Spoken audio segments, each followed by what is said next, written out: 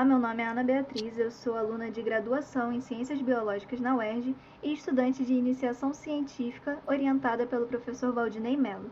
Nesse trabalho, para o 7º colóquio de Zoologia Cultural, eu vou falar sobre como os animais são utilizados como ferramentas para auxiliar na construção e no desenvolvimento de personagens da Disney, mais especificamente as princesas da Disney.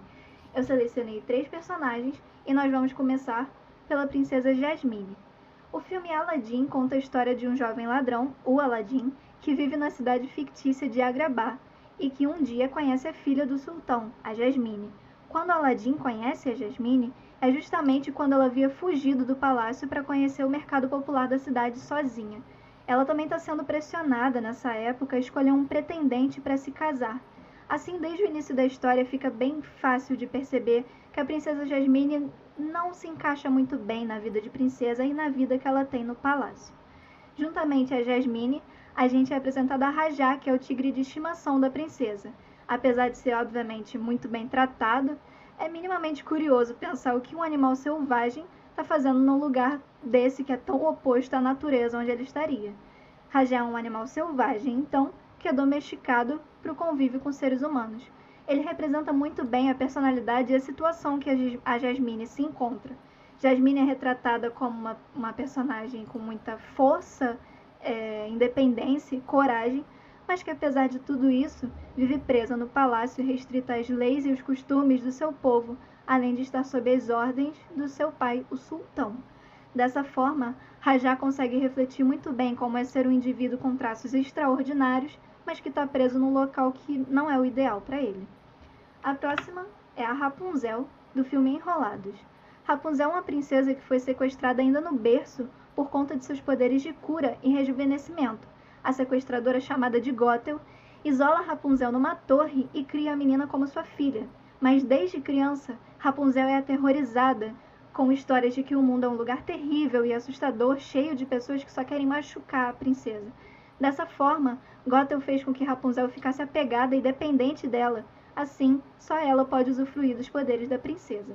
Sem nenhuma outra companhia, Rapunzel faz amizade com um camaleão chamado Pascal, que reflete muito bem essa personalidade e esse jeito da Rapunzel de conseguir se adaptar a qualquer lugar.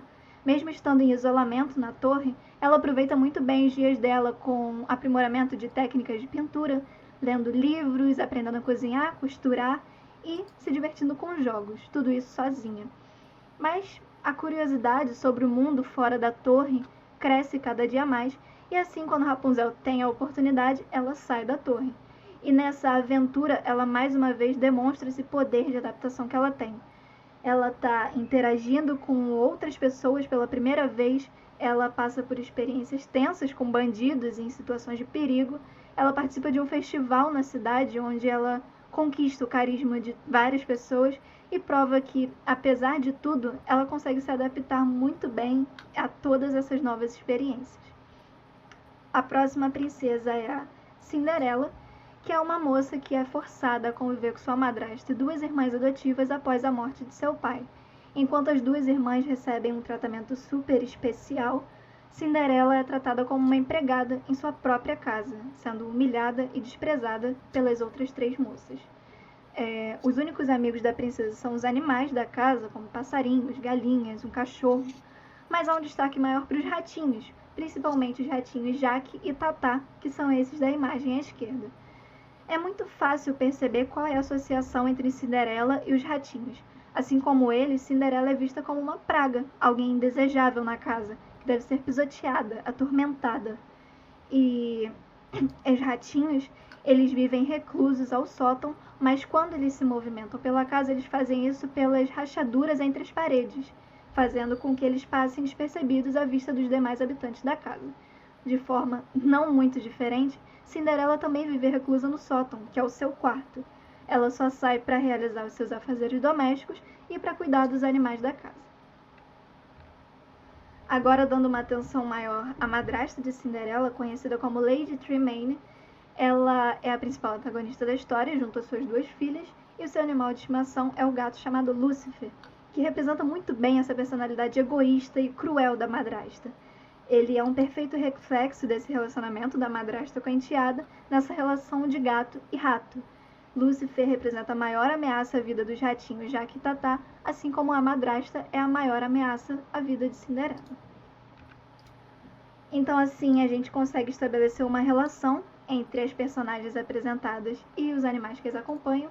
E é interessante ver que, mesmo com o passar dos anos, a Disney não perde essa essência de sempre dar atenção aos animais nas suas histórias, seja tendo eles como os protagonistas, as estrelas, ou utilizando eles para realçar ainda mais as emoções e os traços da personalidade dos personagens. A minha perspectiva e até mesmo expectativa para as futuras animações da Disney é de que essa tendência continue e até aumente, para que a zoologia possa ganhar cada vez mais espaço e importância na mídia. Assim, nós chegamos ao fim do trabalho. Eu espero que tenham gostado e muito obrigada pela atenção.